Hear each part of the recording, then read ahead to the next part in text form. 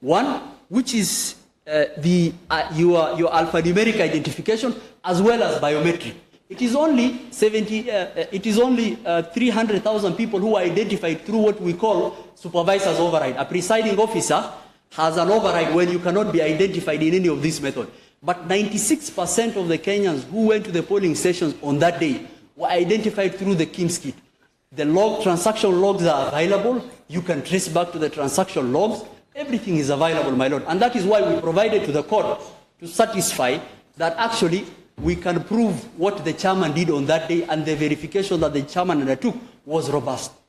So in other words, even that one, even that information is in the information is there, but importantly, that information is also in the affidavit of Silas Jero, which was filed on the 12th.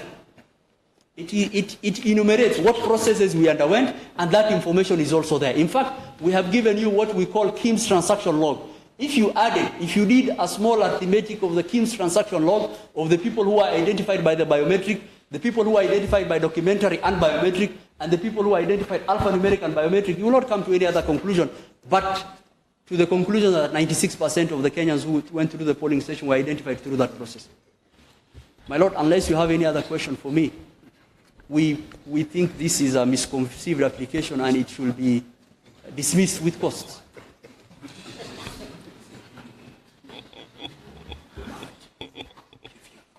Thank you. Thank you very much, Mr. Muhati. Thank you.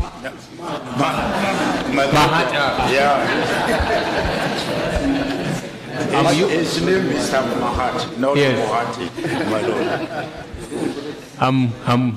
I'm corrected. Thank you. Thank you.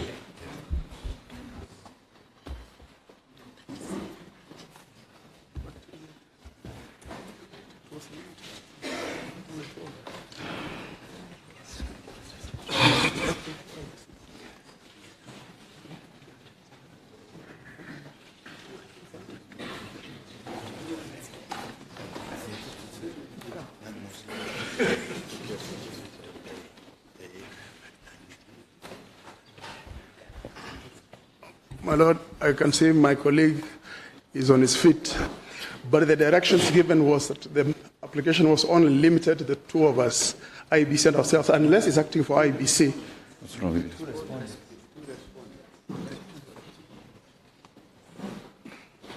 There is no... Mr. Abnasir, you are appearing for the third respondent. Yes, my lord, third respondent. Yes, that would be the party who would be adversely affected. Very well. Yes. Most adversely, my lord, if I may add. Yes, my lord, in opposing this application, we'll be doing under 4 headings. One is that the entire application before the court is not pleaded in the petition. It's not pleaded in the petition. Secondly, my lord, the right to information under Article 35 of the Constitution cannot be litigated in the Supreme Court during a petition under 140. The right to information under Article 35 cannot be litigated in a petition under 140. My lord, thirdly, we will be arguing and hope to persuade you that your decision of 28 August on scrutiny and verification was a decision made per incuriam, and this court should depart from that. Lastly, my lord, and this will be argued by my learned friend Mr. Masharia, the applications or the prayers the petitioner is seeking are either impossible or impracticable or unnecessary. And my lord, as my learned friend Mr. Mahat for IBC rightly argued, and I will come to that when I'm arguing the second point, there is the proper procedure for obtaining information under Article 35 is outside this court. It's not inside this court. But my lord, let me start with the first one. Are these prayers pleaded, my lord? Are they pleaded in the petition? And my lord... Sorry, Mr. Abnasir, who else did you say is... Yes, my learned friend, Mr. Masharia. Is with you in... I will give him part of my time. Okay, okay. That's what I want to be sure that you are sharing the 30 minutes. Yes, my lord, we will share 30 minutes, yes. So, my lord, it's my submission that the prayers and all the issues raised in this petition are not pleaded, in the application are not pleaded in the petition. And my lord, my learned friend, when she is replying, will show you, for example, in paragraph 6, when she talks of Muranga, and she lists these 10 polling stations. Let her show you where those 10 polling stations are in the petition. When she talks of Garissa, my lord, in 6B, and she lists about 17 polling stations, let her show you where those polling stations are pleaded. My lord, in prayer 8, for example, when she talks of all those constituencies in prayer 8, they are not pleaded, my lord. And we could not, when we didn't have an answer or an opportunity to answer those when we are replying to this petition. Similarly, my lord, paragraph 9, completely not pleaded. Paragraph 10, not pleaded. Paragraph 12, not pleaded. Paragraph 15, not pleaded. Paragraph 18, not pleaded, my lord. So, and my lord, the mischief is very clear, my lord, because a petition under 140 has certain time limits. The petitioner files the petition in a skeleton form, then brings an application like this to expand the perimeters of that petition. It's a complete abuse of process, my lord. And my lord, we have seen too many instances where a petition that is dead on filing is suddenly kickstarted or gets a new lease of life through an application for the right to information, my lord. I think the example is fairly obvious. So, my lord, there are a lot of authorities, my lord, but I don't want to take your time on this. There is a supplement, there is a list of authorities, my lord, 6 authorities from the High Court and the Court of Appeal, which states that a party who does not plead a certain facts or law cannot raise that in a subsequent application or during the trial of the same. My lord, let me go to the second one, or the second ground, my lord. Before I go that, my lord, the bar you set, my lord, in the 1st September decision is fairly low, my lord. When a party makes this application and the court grants those prayers, if the first and second respondents don't obey those orders or don't comply, the test you have set now is that you will make an adverse inference, my lord, and you will nullify the presidential election. So, my lord, because of that, the court has to relook into that, and I think we will talk it at another time, that those issues must be pleaded so that all the parties know that this is the case they face during the trial. It should not come midstream during the trial. My lord, the second point is that can this court, my lord, in a petition under 140,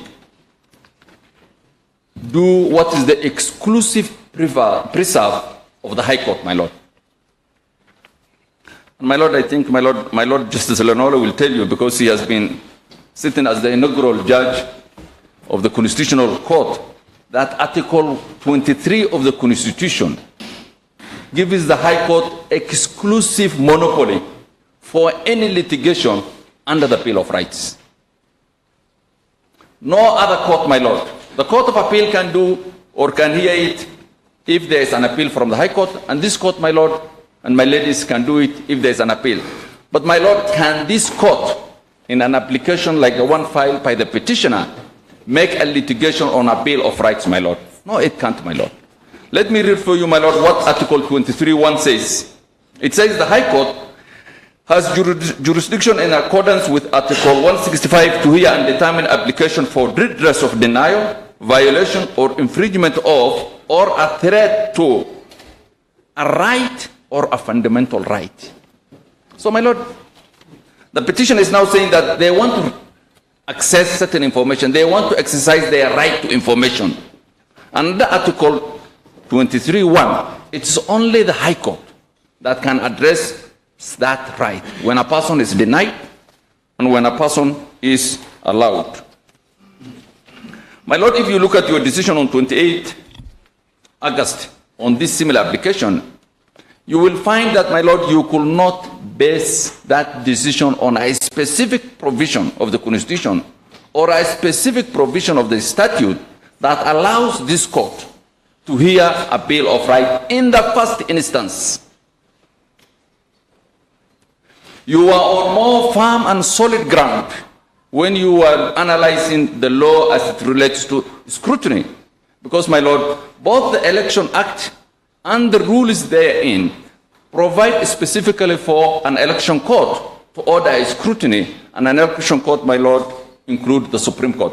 But, my Lord, when you retire and you look at that ruling of 28, you will not find any provision in the law that allows this court to hear that matter in the first instance, my Lord.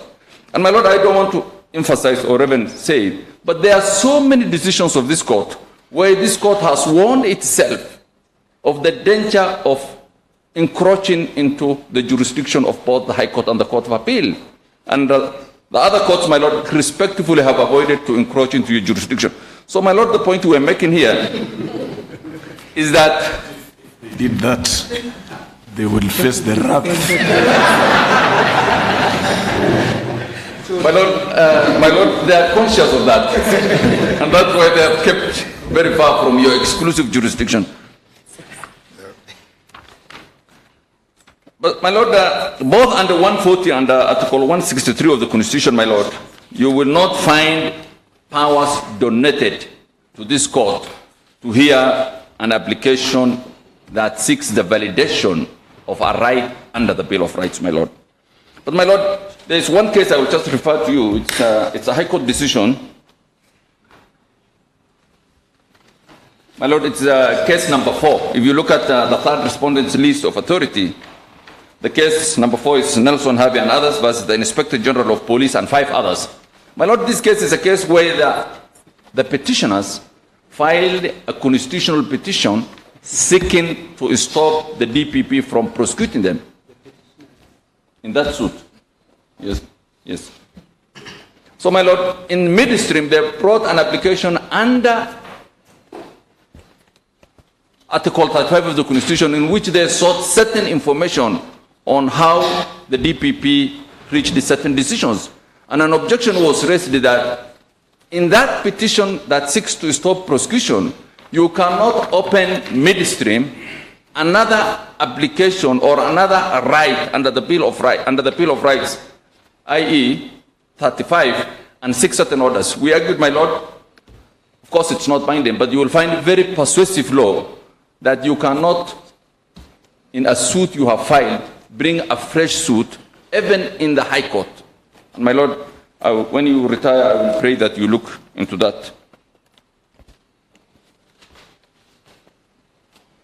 But, my Lord, this court has,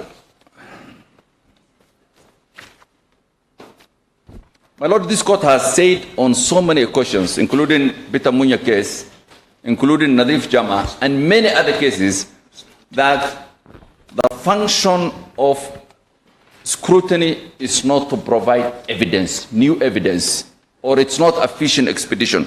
But, my Lord, in the Supreme Court now, it is common that when a party does not have enough evidence to win the case, he will file an application under Article 35 of the Constitution, and suddenly the petition assumes a totally different character. And that's why I was submitting, my Lord, that if you look at your decision of 1st September, the entire petition, 99% of that petition, the 4-judge majority decision, was based on the finding during the ruling of the finding pursuant to the ruling of 28, my Lord. 98%, my Lord. In fact, my Lord, that was a case that was entirely determined on the interlocutory application because it becomes so vital.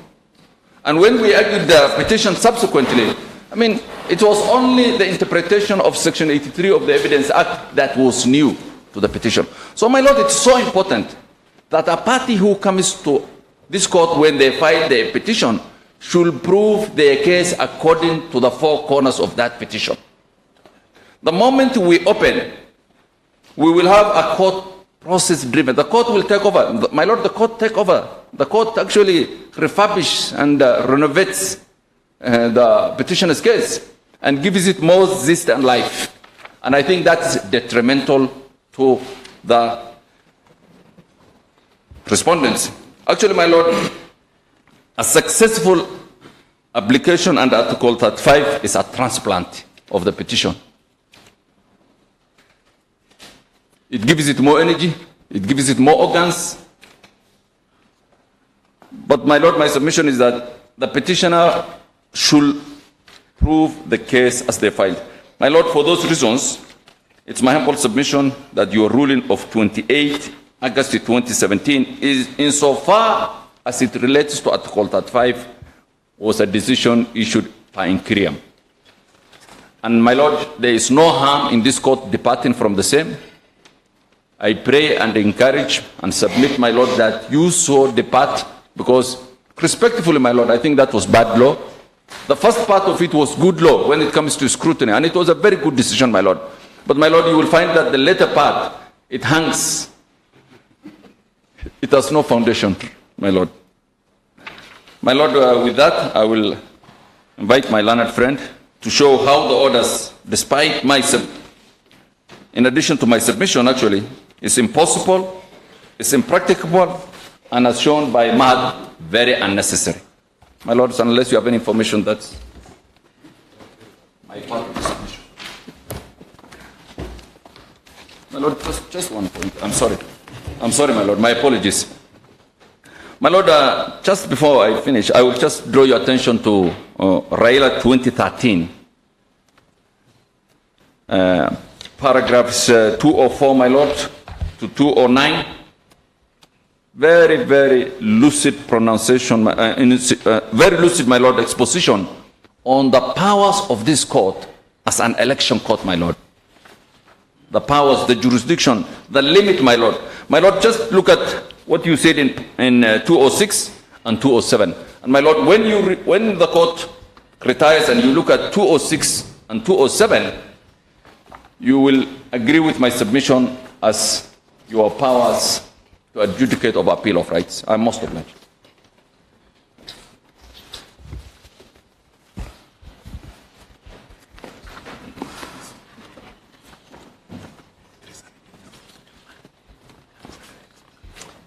If it pleases my lords, Yes, my Lord the Chief Justice and the judges of the Supreme Court, I will split my presentation in 9 points that deal with the prejudice to be occasioned by the order sought to the third respondent.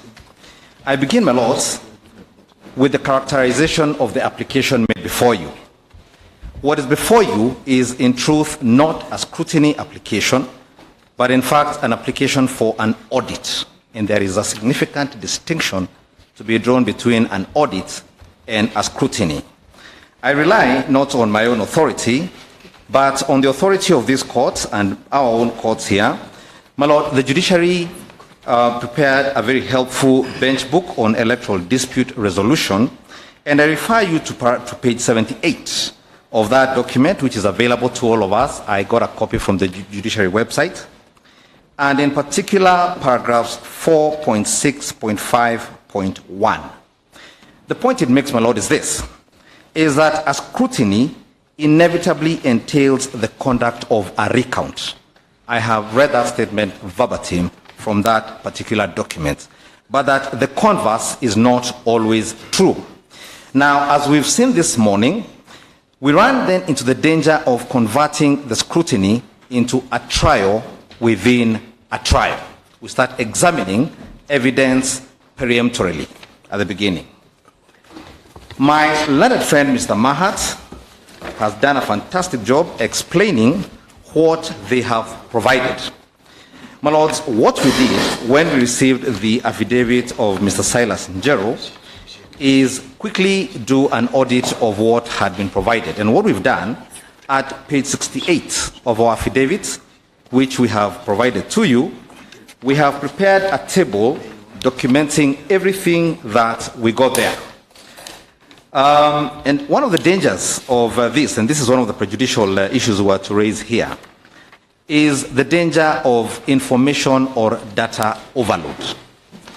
The information given is not in fact 40 gigabytes, it's actually 48 gigabytes from my examination yesterday. Now, I read history to do my law, and so I've had to do some tuition yesterday to understand exactly what that means. But beginning at page 68, we do a checklist of everything that we have been given, some of which was already available. You will find, for example, in the affidavit of Mr. David Chirchir, in response to the affidavit of Mr. Njonjo Moe, a 600-page document of the logs obtained from the Kim's kit. This is available on the website for IBC, free of charge to every Kenyan and indeed to the entire world for examination. Now, you will then find 13 items we have listed are in that particular document. And at the bottom of that list, and you will find that at page 70, we have done a quick analysis from our experts what that information means. Now, apparently 48 gigabytes, and I can cut down quickly to the chase. When broken down into megabytes, that is 48,000 megabytes, and I am told that 2 kilobytes has about 500 pages of information. The 48 gigabytes supplied to all of us is 24 million documents. That is the information that has been provided in that particular document. Even if we were to assign a 100-man team to look through this at the supersonic speed of a second per document, we'd be here at least for 3 years looking at that document. We'd be here looking at that information. And so that is not an idle complaint, my lord, because you dealt with it in the case of Nadhif Jama Adam versus Abdikarim Osman Mohammed. My lords, we have filed before you a decision you will find at page 5 of our bundle of authorities, where you addressed the question at paragraph 80 of the consequences of inability to deal with material and time. Overloading parties with 24 million pages of documents is an Article 50 infringement. We cannot, within 14 days, look through 24 million pages and come up with anything resembling a judicious finding. It is impossible, my lords. But again, my lords, our memories are fresh. At paragraph 403 of your majority decision, you, I think, directed the problem to where it should be, which is Parliament. And I think you said that Parliament has been asked time and time again, please expand the time for us to do this. But you said that in the meantime, we do not have sufficient time to do things like a scrutiny. And so, my lord, that, and I did a count again yesterday, the information availed during the 8th August election petition was 8 gigabytes. What we've been given now is 6 times what we were given. And on that occasion, at least on the Form 34As, the scrutiny only managed to go through 4,000 forms or so. We now have 8 times that to look through. The third item under the Article 50 prejudice issue we raise is the one my learned senior has discussed, and again you'll find that properly articulated in the Nadhif Jama case, is that we do not know what case we are to meet and respond to.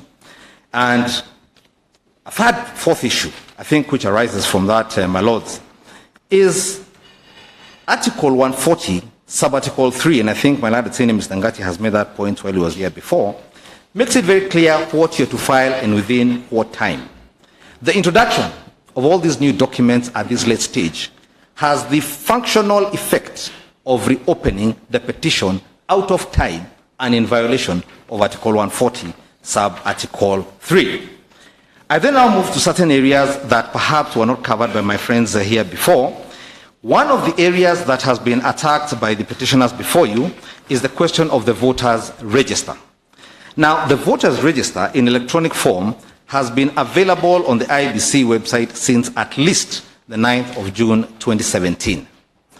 The KPMG audit, that was a statutory mechanism, I believe under the provisions of Article 7, 8, or 9, or 10 of the Elections Act, was released on the 9th of June 2017. Attached to that, and my learned friends from the petitioners have skipped that from their presentation, was a list of dead voters and those who had shared IDs. My lords, I have taken the time to produce that for you at pages 12 to 20 of our replying affidavit. There's a list of those which was part of that report. Now, what then happened, my lords, is that the IEBC then opened up the register for verification on the 10th of May 2017 by way of a gazette notice. You will find that gazette notice at page 21. The purpose of that opening of the register was so that the complaints they bring here today could be examined and brought before a court well before the election dates. On the 27th of June 2017, the IEBC closed the register as required by law, and you will find the gazette notice for that at pages 22 to 48. They then closed it again after the elections. I believe they closed on the 5th of September 2017, pursuant to the provisions of Section 5, subsection 1. You will find a gazette notice at pages 49 to 50. The point of all this, my lord, being this: they have had since at least June to come and challenge any aspect of the voters' register they wished to do. They come on the eve of the hearing of a time-constrained 4 or 3 petitions and say they want that opened up all over again. And this is not the register that was merely used for the fresh presidential election. This is also the register that was used for the general election itself. I go to the next point. The application is in fact designed to circumvent statutory limitations set out at Section 6 of the Access to Information Act. Section 6 of the Access to Information Act sets out limitations to information that cannot be given or that is not available to be given under that statute. It is also an attempt to circumvent Section 27 of the IEBC Act, again, which sets out limitations as to what information can and cannot be given out and within what time period. In other words, my lords, Article 35 is not an unlimited statute granting rights to information. Indeed, the purpose of these statutes, and including Article 35, is to grant information where that information has been refused. But as demonstrated here by my colleagues before me, that information has been readily available and has been granted to all these parties. Now, the party before you, and this is another point now, has a special place. In the affidavit of Mr. Njonjo Moe, I believe it's the first 6 or so paragraphs, he states that he is doing this as part of a group of civil society organizations called Kura Yangu Sauti Yangu.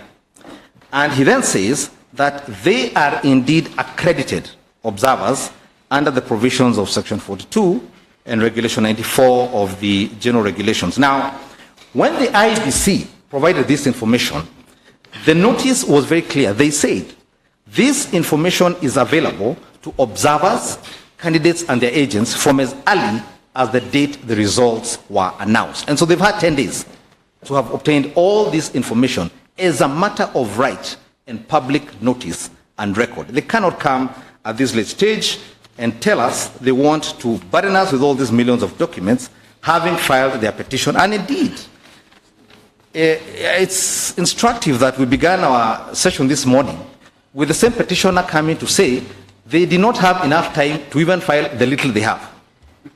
They did not have enough time. They now want more time to file another 24 million pages, which cannot be examined at this late stage. There is an issue that has been raised here as regards, and I think maybe before I go to that issue, perhaps I should say closing and circumvention of the statutory provisions.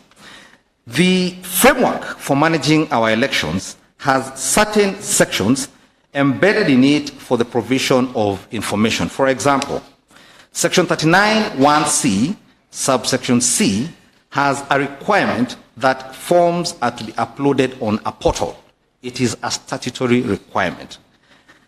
As of the date of filing this application, and indeed in a day or so of the time the results were being announced, I checked. there are 37,187 Form As uploaded, available free of charge to Kenyans and indeed the entire world. There is 266 Form 34Bs available pursuant to that statutory provision, and there is a 364-page Form 34C again, also on that website, available for verification and inspection. And so the mechanisms provided by law, and my lord, I think the point has also been made here, that Section 12, subsection 2 of the Elections Act makes provision for certified copies of Form 34A, B, and C to be delivered to this court. Now, this was a provision that was amended. It was a provision that was brought in together with 39(1)C, subsection C, during what came to be known as the Kiraito-Orengo Joint Committee report. And those forms are here. The danger and the prejudice we run, the risk we run here, is having so many forms that we start making mistakes because of data overload. We cannot tell which are the proper forms here. We cannot tell which ones came at what point, because we have 24 million pages. It's not humanly possible to look at all those, at all that material. Now, some of the other prejudice we've raised in our replying affidavit, my lord, is an issue raised by Section 27 of the IBC Act, and it's an issue to do with confidentiality of information. Mr. Macharia, you have less than... 1 second, my lord, or 1 minute, I think. Yes. 1.5 minutes, my lord, yes. I will try and fit in everything I have to say in that point, my lord. The point is this. Section 27, and my lords will have a look at this, has provisions regarding the confidential treatment of information. Among the things you will see we have attached before you here are 2 letters which you will find at pages 51 and page 60, dealing with what happened when this honorable court, as it was entitled to do, granted an order for access to IT systems at the IBC. The next set of things that happened, of course, was that the deponent of the affidavit himself, Mr. Davis Churchill, found himself the branch of attacks on the basis of what was or was not in those servers. This was information that had been provided pursuant to the court order, and information that had been provided by the IBC itself as part of the transparency requirements. Those complaints are now the subject of criminal investigations. And so, my lords, some of the information sought here, without proper mechanisms and without proper safeguards as to the confidentiality of that information or as to how it will be used, then leads to prejudicial results. My lords, permit me to state a few things from what my learned friend, Ms. Julie, said. She said they want the full picture, and that quick results came after 15 minutes, and that's one of the grounds. The problem with the 8th August election was that the results came too slowly. Mr. Macharia, Yes. Your time has run out. Thank you, my lord. So find a way of winding up in a minute. Yes. Yes. I think, my lords, maybe let's me end with a figure, because this is what we are here about. You've been told there are 19 polling stations that they've identified for purposes of this scrutiny. Again, to give a figure, those represent, and those are the only ones they've mentioned in their pleadings, 0.05% of the polling stations where an election was conducted. That cannot be a basis, my lord, even from a numerical perspective. If this were a medical test, it would come out negative. For scrutiny, positive, my lord. Thank you very much, my lord, for listening to me and for granting me a bit of extra time to say what I need to say. Thank you. Thank you very much, Mr. Macharia. My lord, although you had ruled earlier that no parties will be heard, we wish to clarify something for 5 minutes, not more than 5 minutes. No. On that issue, my lord. For who are you appearing? For the 4th respondent. For? The 4th respondent. No. We said... Yes, my lord, you had made that ruling earlier, and it was restricted to the 2 parties, but you did allow one of the parties 30 minutes. We are asking for 5. We do not need more than 5 minutes.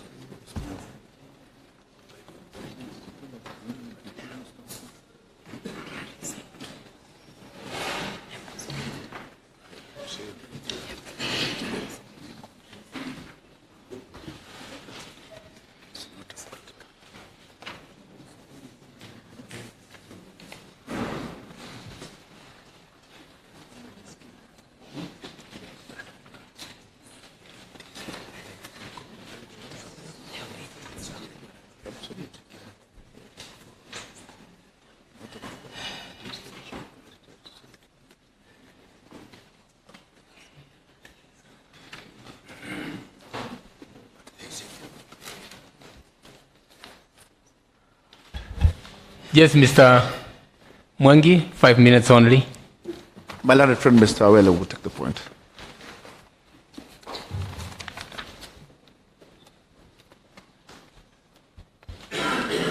My Lord, I'd like to address you on only one point that I had being raised by my learned friend, Mr. Mahat. My Lord, you asked a very pertinent question. What does it mean to the voter turnout of 96% when it is said that 1.6 million voters were not identified biometrically? The answer Mr. Mahat gave to you, my Lord, was that that was based on a misapprehension of what the complementary mechanism is. My Lord, in the run-up to the 8th of August elections, the fourth respondent engaged in a number of litigation matters at the High Court to clarify a number of issues for the election. One of those issues was what exactly is the complementary mechanism that is contemplated under Section 44A of the Elections Act. We litigated at the High Court and eventually ended up at the Court of Appeal, my Lord, in Civil Appeal number 258 of 2017. Except, my Lord, for the petitioners, all the parties in petition number 4 were parties to that action, to that appeal, save for the third respondent in this petition number 4, who was represented by the Jubilee Party. My Lord, in the course of that appeal, an internal memo surfaced. The memo, my Lord, was dated the 27th of July, 2017, by the IEBC. That memo, my Lord, is signed by the CEO of the IEBC, Ezra Chiloba, and it basically set out what a complementary mechanism under Section 44A is. My Lords would want to know that the parties then went on to record a consent, which the IEBC was a party to, agreeing that that internal memo, the complementary mechanism, is what is defined in that memo. And this is what it is, my Lord. It is where a voter cannot be identified using biometrics, then the presiding officer shall use a complementary mechanism of alphanumeric search in the presence of agents, and the voter shall fill Form 32A before being issued with 6 ballot papers. That is a complementary mechanism, where a voter cannot be identified using biometrics. So the contention by my learned friend that the misapprehension was based on the manner in which the voters were identified, in the sense that those who were identified alphanumerically were in fact also identified biometrically, cannot lie. It is inconsistent, unless, of course, the IEBC is now saying that after the 8th of August elections, a new complementary mechanism was established. And this is the very reason why we went to the High Court, to establish what exactly this complementary mechanism is. No due respect, my lords. Humbly, he's opening up areas where you cannot respond. Yes. So, my Lord, all I'm saying is that it is very pertinently unfair. My Lord, this is a decision. I've cited the civil appeal number, and I'm only making this known to the court so that as you retire to write your decision, my Lord, you need to be mindful that the Court of Appeal has made a decision which has not been appealed from, my Lord, on what the complementary mechanism is. That is all I wish to state. Thank you, my Lord. Yeah, Mr. Mahat, yes. I'll give you a minute. You are saying, come up front.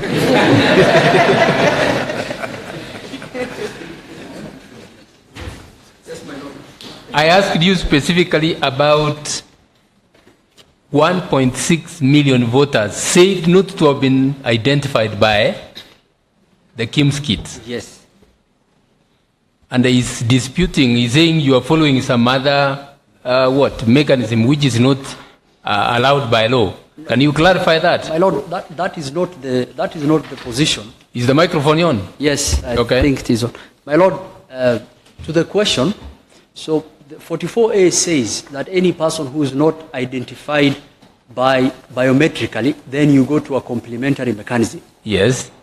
The complementary mechanism that you are talking of, when someone talks of alphanumeric search, the court should be mindful, what does it mean? Alphanumeric search, and I have explained to you, there are 3 modes within which the KIMS kit identifies a person. The first mode is through the biometric, through the fingerprint.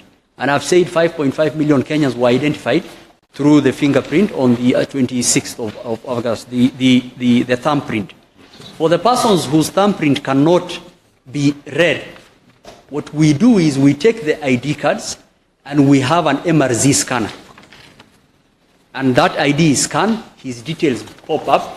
What we tell is localization, because you are looking through 7,000 fingerprints in one kit, 700 people times 10 fingerprints.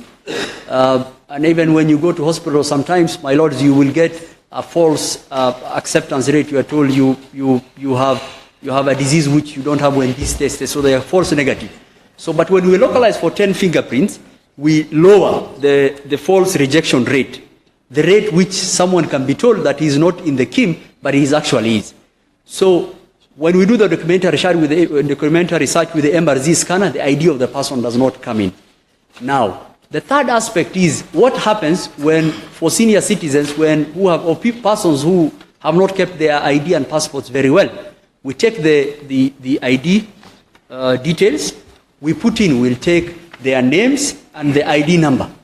What happens is the KIMS kit now will produce their details, both the 10 fingerprints as well as the ID details, the biographic data. After that, we tell them, because maybe their thumbprint, because we start with the thumbprint, does not have all the details, we tell them to put any of the other fingers. Some of them the 10, others the 9. Then we identify them. So the idea that through alphanumeric search, it means that some person has not been identified biometrically is not true. In fact, you are identified through your ID details, and secondly, you are identified through biometric. The complementary mechanism that it has in mind, because all those people are identified through the KIMS kit, and they are identified biometrically. The complementary mechanism that we don't have is what happens to the person who cannot, even after the alphanumeric search, his details do not come in. Okay. Then the manual complementary mechanism kicks in, which is we have the physical register. There's a process for even that. We have a physical register. We look through the register. It has their biographic data, the ID and everything, and we look through it and we cancel out. We put that register after the end of the polling station into the ballot boxes, where 32A has also been generated, which is put there. So the idea is you have to understand the KIMS kit for you to actually make some of those submissions that they are making. And every person has been identified through that process. So the alpha, what do you call it? The alphanumeric search. Yes, it's part of the identification. It ends up with a biometric identification. Okay. All right.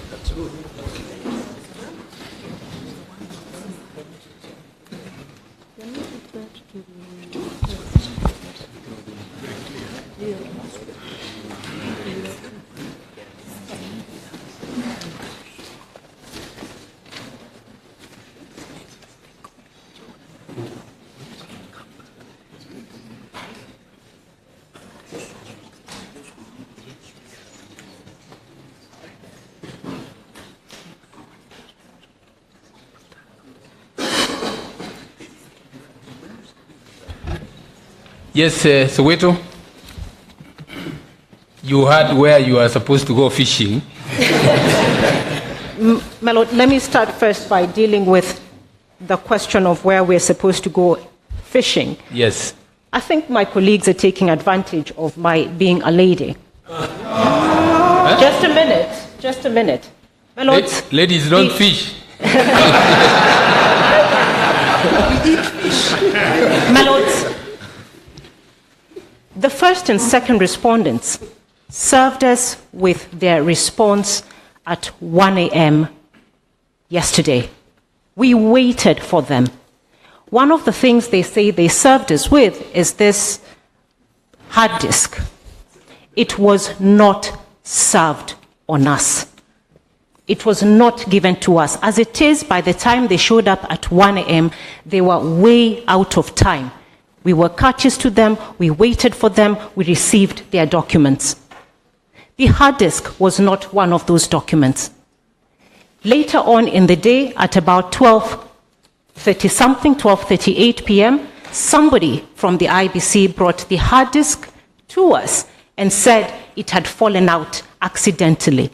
By the time we had already filed our application. So if it is to look for these documents, or we being accused of not having read what they had given us, it is not true, because we did not have it.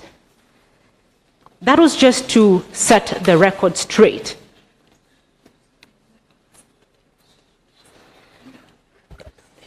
My Lord, we have been accused of not reading. Before you go there, now that you have that key, hard disk, do you want us to give you time to peruse through it and see whether the information you seek is there, so that we don't even have to rule over this on this application? My Lord, I think that might not be necessary, because what we want is live access, not pre-downloaded data whose origin is not verifiable. And I say this with the caution that the last time in the August petition, this was one of the issues that came up, because the first and second respondent, did not want to give live access to their documents or to their servers. They wanted to give pre-downloaded forms or pre-downloaded data that could not be verified, could not be ascertained. So it is not helpful that they claim they have given us this data that has already been pre-downloaded.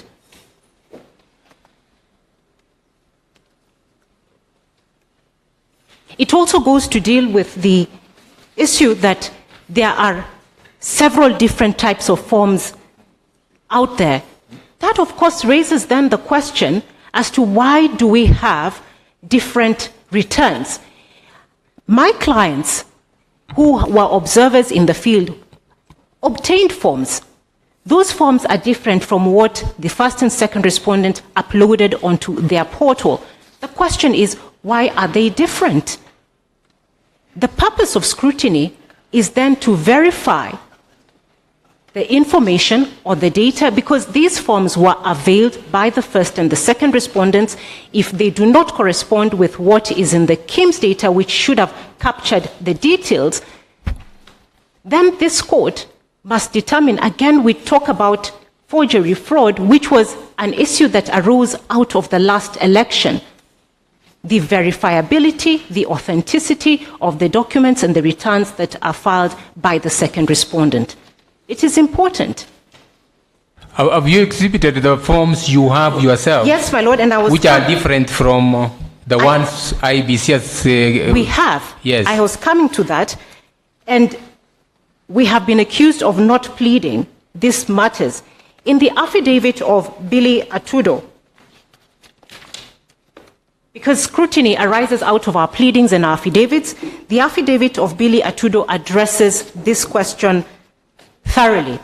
It is in volume 5 all the way to, and the annexures from volume 5 to volume 14, where he addresses even the Muranga forms, the Garissa forms. We have produced all 100 of them. We have produced the ones that have been availed by IBC, from the ones we got from the IBC portal, and the ones that our observers produced. In the application, we simply made it easier by putting them together side by side so that it is easier for reference. But they are all part of the affidavit, and the annexures already filed in court in support of the petition. I have said from volume 5 all the way to volume 14. They are referred to also for reference to where in the affidavits they are found. It is paragraph 35 to the end, and also from paragraphs 3, we talk about the forms and the discrepancies in the forms.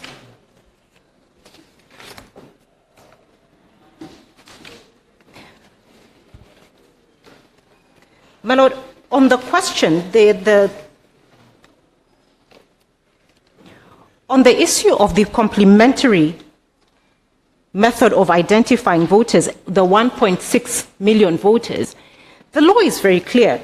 The Elections General Amendment Regulations 2017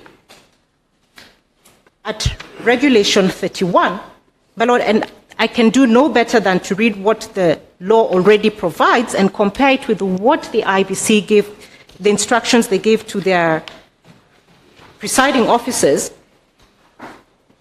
Regulation 69 was amended at subregulation E that in case the electronic voter identification device fails to identify a voter, the presiding officer shall invite the agents and candidates in the station to witness that the voter cannot be identified using the device. The presiding officer shall complete verification Form 32A in the presence of the agents and candidates and identify the voter using the printer register. My Lords, Form 32A is one of the returns that ought to have been filed and produced before this court. None has been availed, not one. And it is through Form 32A that we can verify these voters that are alleged could not be identified through the electronic voter identification device. Again, just to show that that is what is expected, in our application we had referred earlier to the guide that was given by the second respondent to its presiding officers. At page 130, what should be done where a voter cannot be identified biometrically but can be identified alphanumerically, it states what is to be done. In the event the voter's details are not retrieved biometrically in the first instance, clerk should make a maximum of 3 attempts. It goes on to say what should be done. In case the details are not retrieved in the third attempt, Clerk 1 will proceed to undertake an alphanumeric search using the voter's ID, passport number, or name, or scanning of the barcode. In case of supervisor validation, the PEO completes the KIMS supervisor validation form, see the form below, and invites the party candidates' agents to sign the forms as witnesses. These KIMS supervisor validation forms are part of the returns that are supposed to be produced by the second respondent to verify those who were not identified biometrically. They have not produced any of those forms. They go hand in hand with Form 32A. My Lords, then part of the documents that are supposed to be submitted at the end, together by the presiding officers to the returning officers at page 142, the second respondent makes it very clear what their presiding officers should do. And they say, together, packaging and delivery of election materials, together with other materials, the presiding officer should deliver to the returning officer the ballot box, the original result declaration Form 34A, any used or spoiled results from Form 34A in a tamper-proof envelope, the register of voters, polling station diary, KIMS kit and all its accessories, filled Forms 32A, filled Forms 32, statement of rejected ballots Form 41, and KIMS supervisor validation forms. These are returns that are supposed to be delivered by the presiding officer to the returning officers. They are the same forms that are supposed to be used by the returning officers to verify those who were not identified biometrically and to carry out the verification process at the National Tallying Center. So when we talk about verification, how do we verify what the second respondent is talking about when they have not availed the materials or the returns that they should have produced? You should wind up.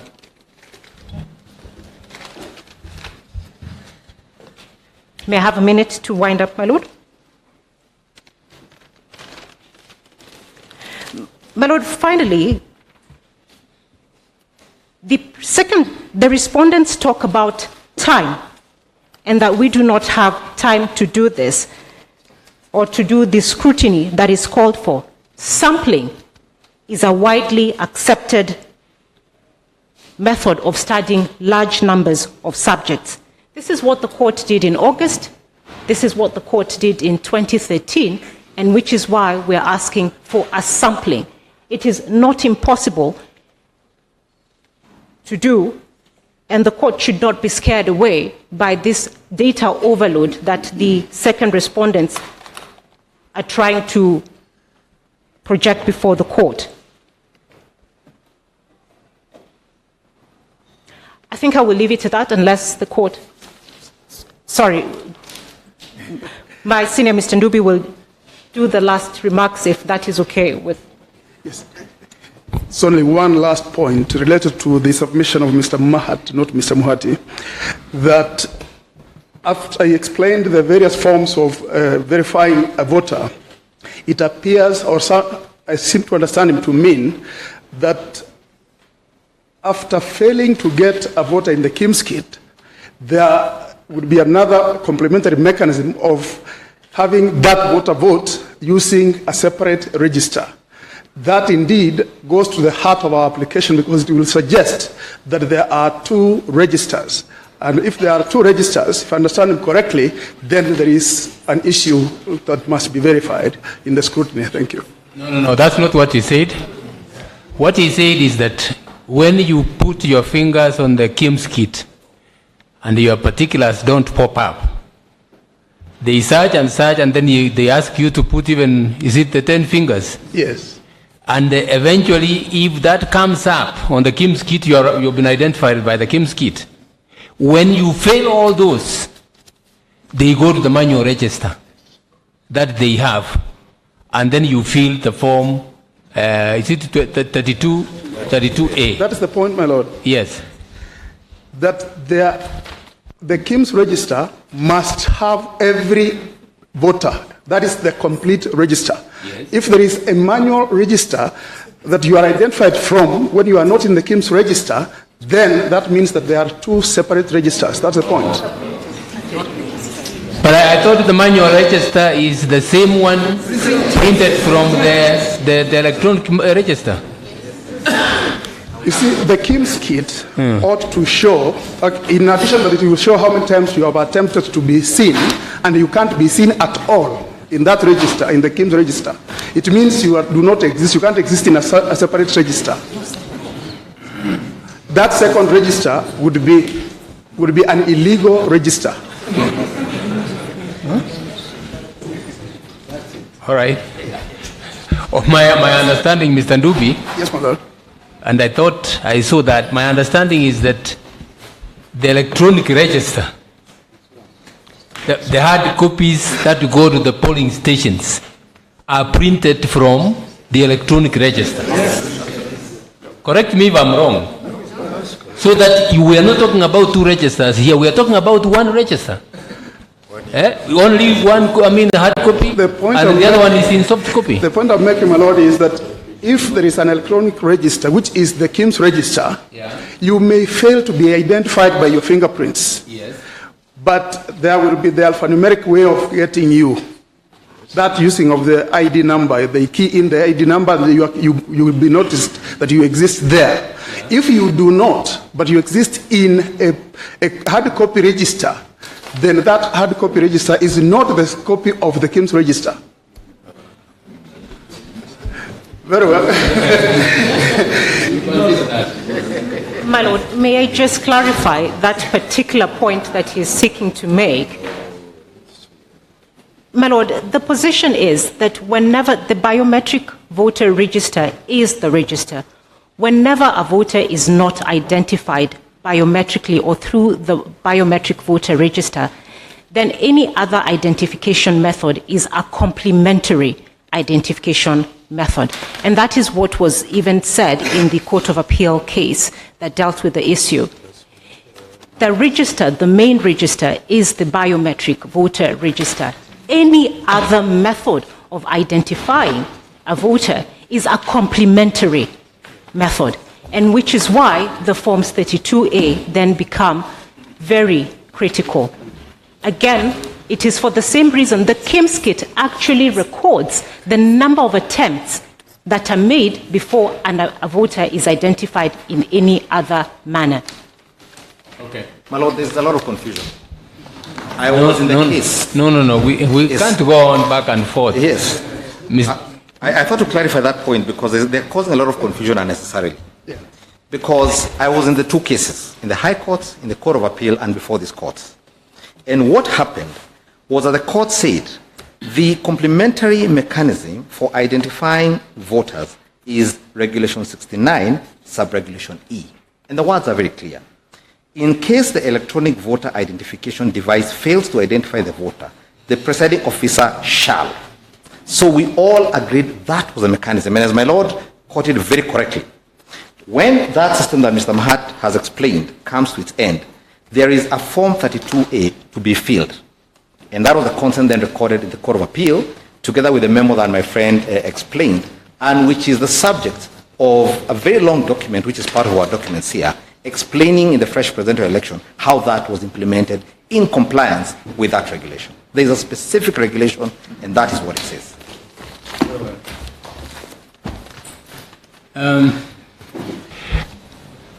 After consultation, we have decided that we will hear arguments on two more applications. That is the application to strike out a party, and the application, which party is sought to be struck out? Fourth respondent. The fourth respondent is which party? NASA. Yes, and the application to join Jubilee in which petition? Petition number 3. Yes. We will adjourn and come back after 1 hour and hear oral submissions on those applications. The oral submissions on those applications will be limited to 15 minutes each. So synchronize your arguments in your mind and come so that we are able to save time.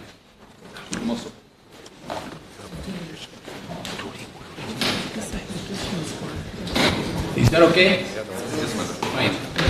So we adjourn and come back after 1 hour.